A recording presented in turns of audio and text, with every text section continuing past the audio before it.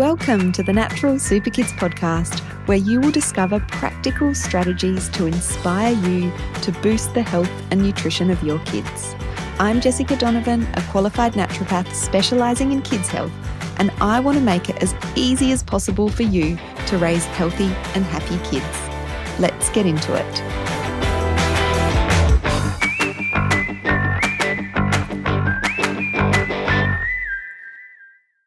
Hello, everybody, and welcome back to the Natural Super Kids podcast. We are starting a brand new series on the podcast this week, all about environmental allergies. Now, this is something we've talked a bit about on the podcast before, but I really wanted to dive into some of the most common offenders when it comes to environmental allergies in separate podcast episodes, because this is such a big issue that we see in the Natural Super Kids Club. Within our members that are in there, we're often kind of talking about environmental allergies, whether it's dust mites, which is what we're going to be focusing on in today's episode, pollens and grasses, mold, how asthma fits into this as well. So these are some of the topics we're going to be covering in the coming weeks on the podcast. And in my experience of working with clients when it comes to environmental allergies, they can be really much trickier to get on top of, because food is much easier, not easy, but easier to control what foods our kids are exposed to than the environment around them, and things like dust mites, which are really almost impossible to control completely. On the positive side, though, there is a lot we can do to minimize our kids' exposure to dust mites if we feel like they do have an allergy to them. So we're going to be diving into that in today's episode as well. So let's just talk a little bit about the foundations, like about allergies in general. We do have other podcast episodes that dive into this, which I will link in the show notes, but I just want to give a bit of a recap for those of you who may not have listened to previous episodes about allergies. So to put really simply, an allergy is an abnormal overreaction of the body's immune system to a substance which under normal conditions is harmless. So this could be a particular food, egg allergies common, dairy allergies common, or it could be something within the environment that the immune system is overreacting to. And over the last 3 decades, we have seen a dramatic increase in allergies, hay fever, and asthma. These things often go hand in hand. Well, they're all sort of atopic conditions. In Australia, allergies affect 1 in 4 people, and 20% of the population suffer with hay fever to some extent, and up to 25% of children have issues with asthma. Now, that is a huge percentage. That they're pretty concerning stats. The tricky thing about allergies is, we don't have a definitive cause. Why do some kids develop allergies and others don't? We're not sure. But the hygiene hypothesis is about as close as we have to an underlying sort of reason that certain kids get allergies and others don't. So the hygiene hypothesis, again, we've done a dedicated podcast episode to the hygiene hypothesis. It's a really interesting area. Basically what it is it's a theory that states that a lack of childhood exposure to microbes increases susceptibility to allergies. And as a society, I'm sure you'll agree, we are obsessed with hygiene, maybe not so much in the Natural Super Kids community when we know how important this exposure to microbes is for our child's immune development. But overall, we are a society that is obsessed with hygiene. We're obsessed with, and even more so since the pandemic. Our babies are born into sterile environments. We are constantly, cleaning and sanitizing everything. Our food is, sanitized, most of it to some sort of extent. Our water is sanitized. So, our environment, our food, our water, and then we add in, personal care products such as hand sanitizers and antibacterial this and antibacterial that are leading to our kids being exposed to less microbes in their early life. And this is thought to increase susceptibility to allergies. And when we think about it, the immune system, as it's developing, it is learning how to respond to things. And a lot of this learning happens via the exposure to different microbes. And now that our kids are exposed to fewer microbes than generations past, in terms of the way that they're birthed, the way that they're fed, the way that they're raised, it's all much more sanitized. This means that kids' immune systems don't get a chance to practice how to respond. And this affects the way that the immune system is built and developed, and how it acts over time. There is also a tie-in with the development of the microbiome, the gut microbiome. If children aren't exposed to different microbes within their environment, within their food, then they will have a lower diversity of microbes within the gut. And we know that that is not a good thing for healthy immune development either. So it's kind of a two-pronged problem.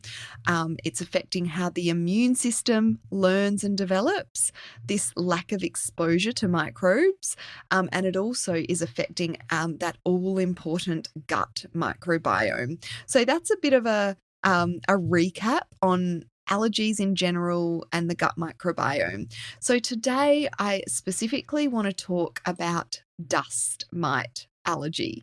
Such an interesting topic, a little bit gross if we start to think about what dust mites actually are, which we'll certainly talk about.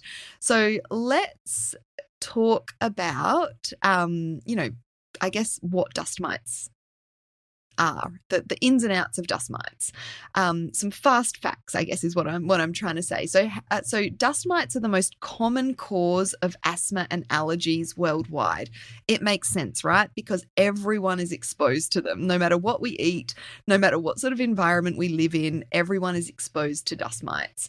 Dust mites commonly contribute to hay fever symptoms and also eczema.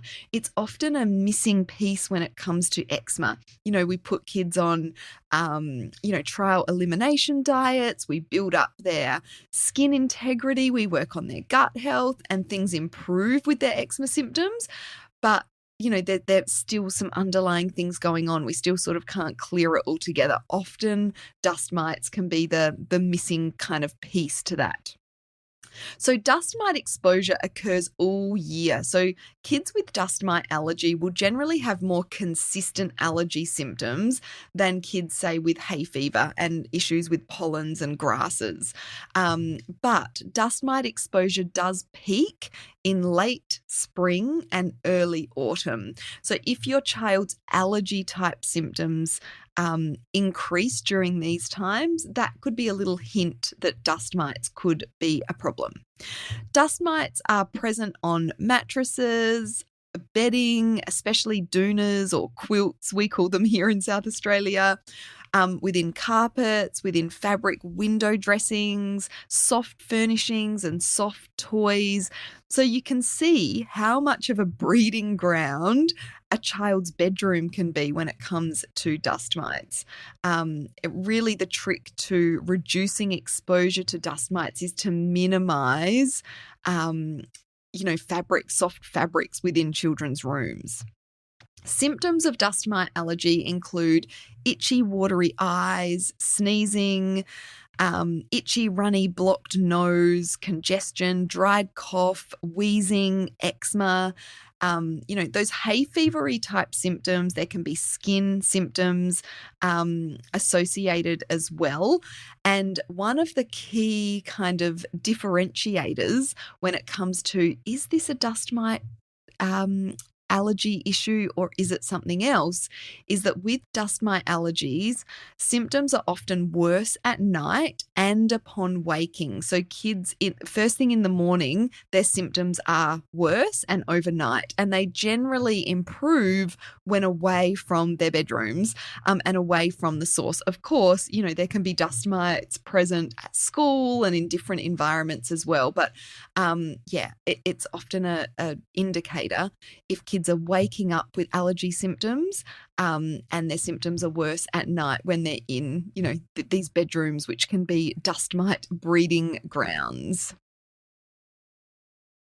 And the gross bit about dust mites is, well, first of all, they're small, translucent creatures, and they thrive in warm, moist places.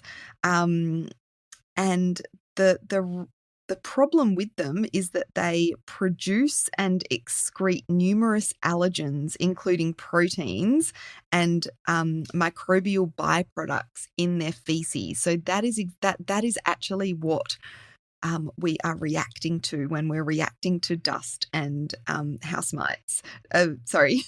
dust mites. And there's nothing you can do to get rid of them altogether. We do, it's a part of being human, and where there is dust and where there is humans, there will be house dust mites. They don't actually have any eyes and they can't drink. So instead, they rely on absorbing water from the air. Get this, each person sheds enough skin cells to feed 1 million house dust mites per day. So we cannot get rid of their food source.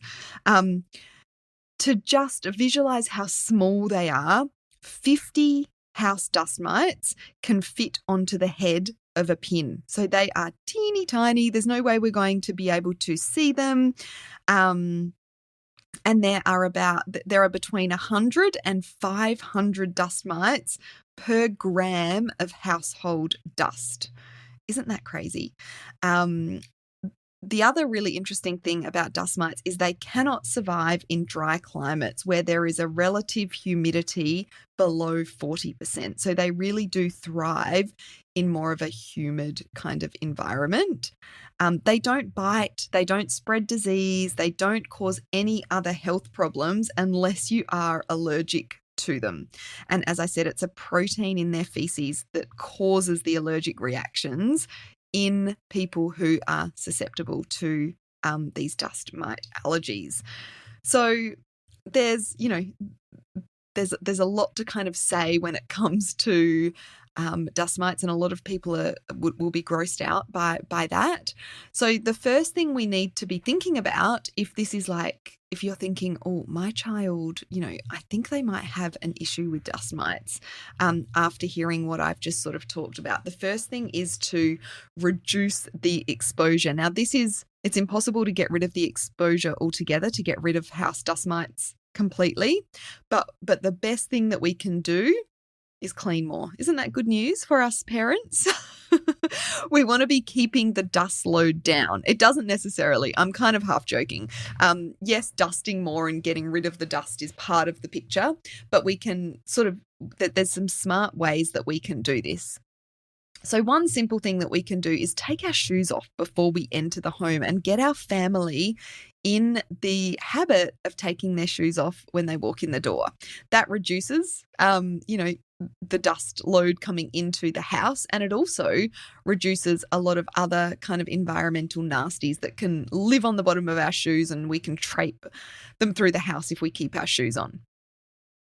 When we are dusting, everyone's favorite job, we want to be using a damp microfiber cloth to dust the home, not dry dusting, because that just moves them around and can actually increase dust mite allergy symptoms because, they're sort of, they've been moved around the house more. So using a damp microfiber cloth, use a vacuum cleaner. Now, this isn't necessary for everyone, but if you know that your child is allergic to dust mites or someone in the house is, then using a vacuum cleaner fitted with a HEPA filter, HEPA, will really help, and a motorized head as well. And as a last resort for someone who is really sensitive to dust mites, you might want to consider purchasing an air filter fitted with a HEPA, UV, and carbon filter. This isn't usually necessary, but that's kind of the gold standard of keeping those dust mites at bay. Now, kids' rooms, as I said, are often breeding grounds for dust mites. So we want to be minimizing soft toys and any sort of soft furnishings in a child's room. Washing soft toys and bedding in hot water and exposing them to full sun on a regular basis. So, trying not to just always use the dryer to dry sheets and things. Exposing to sun is really helpful for getting rid of those dust mites. And washing in hot water can make a big difference as well. Vacuuming the mattress. Now, I know there's a lot for us parents to do when it comes to cleaning the house, and vacuuming another part of the house is not that enticing, but just giving your child's mattress and your own mattress a vacuum once a month at least. In kids that are really sensitive to dust mites, even weekly, whenever you're changing the sheets, give the mattress a vacuum to get rid of those dust mites a little bit more.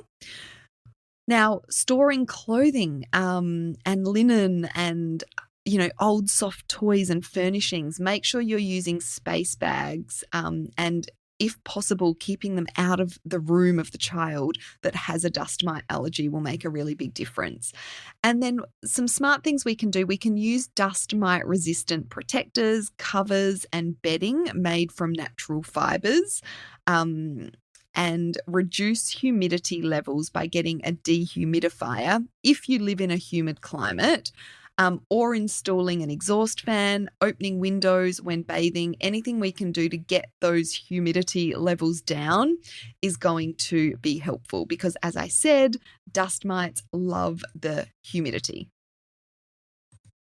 Another interesting fact that, many people wouldn't think of is that dust mite allergy sufferers should avoid sleeping in bunk beds. If they absolutely must sleep in a bunk bed, they should be on the top bunk and enclosed pillows, mattresses, and fabric covered boards with dust mite resistant covers. So you really want to reduce exposure to any of those soft furnishings.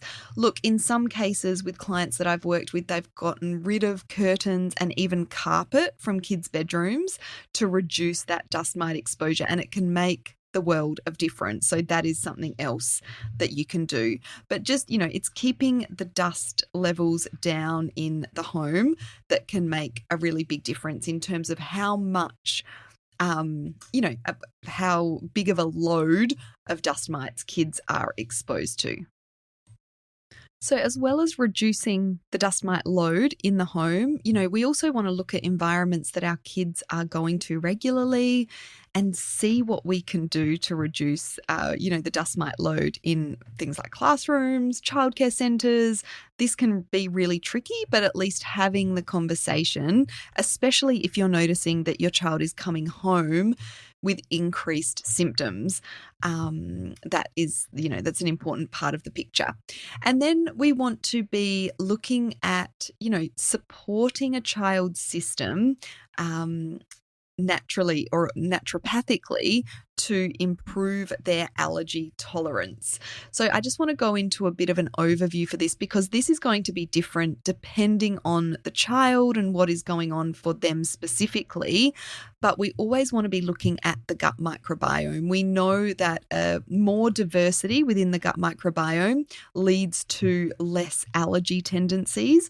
And there are also some specific strains of probiotic supplements that can be really helpful when it comes to allergies. I've mentioned Lactobacillus rhamnosus LGG before.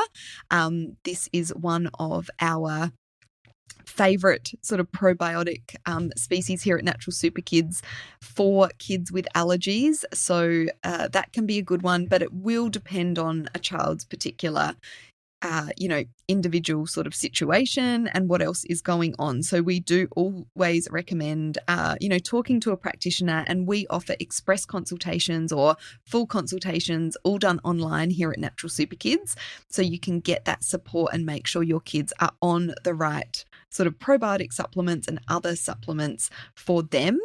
A prebiotic can be really helpful as well, particularly for kids who aren't getting enough prebiotic fibers in their diet through, whole grains and veggies and things like that. So we really love like a green banana starch that you can add to smoothies, or PHGG, partially hydrolyzed guar gum. These are prebiotic sort of supplements that we regularly recommend for kids. And the prebiotics help with the overall health of the microbiome and help the good species of bacteria thrive within a child's body. So looking at that microbiome diversity is a must. The other thing that you want to consider when it comes to strengthening our child's tolerance to allergies is vitamin D. So vitamin D is essential for immune regulation. It improves allergy tolerance, and it also has a positive effect on microbiome diversity as well. So we don't necessarily recommend vitamin D supplementation for all kids. It does depend on a child's lifestyle, the climate they live in, what their current level of vitamin D is. You can get this tested through a blood test at the doctor. And so vitamin D is just something to consider as, a really important part or a really important ingredient to a healthy immune system. Again, in terms of dosages and specific supplements, we recommend seeking practitioner support and advice. But one very simple way that you can optimize your child's vitamin D levels is make sure they're exposed to the sun enough. Vitamin D is the sunshine nutrient, and so that's where our vitamin D primarily comes from. So getting our kids outside into the sunshine, in a sun-safe sort of way, of course, is important. And I'll link to a episode that we've done on vitamin D if you want to dive into this topic a little bit deeper. And there are some wonderful natural antihistamines and herbs that can really improve symptoms when it comes to dust mite allergy and also other environmental allergies as well. So vitamin C can be great. Quercetin, which is a nutritional compound, which is a really fantastic natural antihistamine, and herbs such as albizia is one of my favorites, ALBIZZIA, really great for those respiratory symptoms associated with dust mite allergy.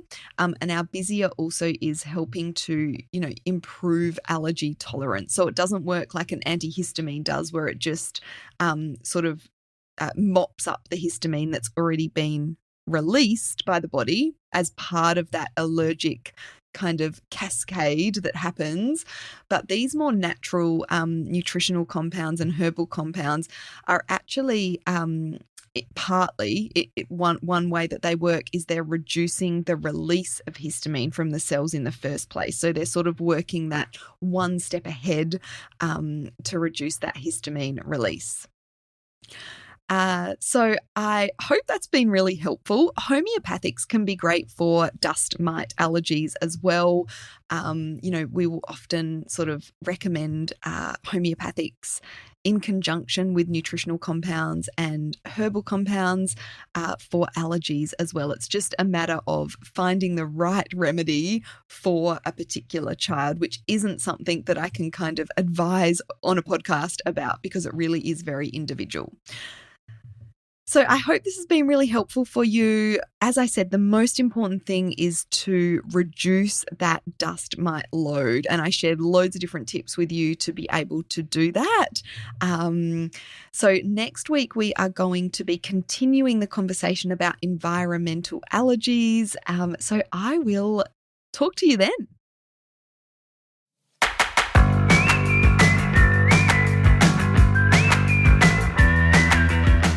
Thank you so much for joining me on the podcast today. Head on over to our website, naturalsuperkids.com for the show notes for this episode, as well as a whole heap of inspiration to help you raise healthy and happy kids. I'll see you next week.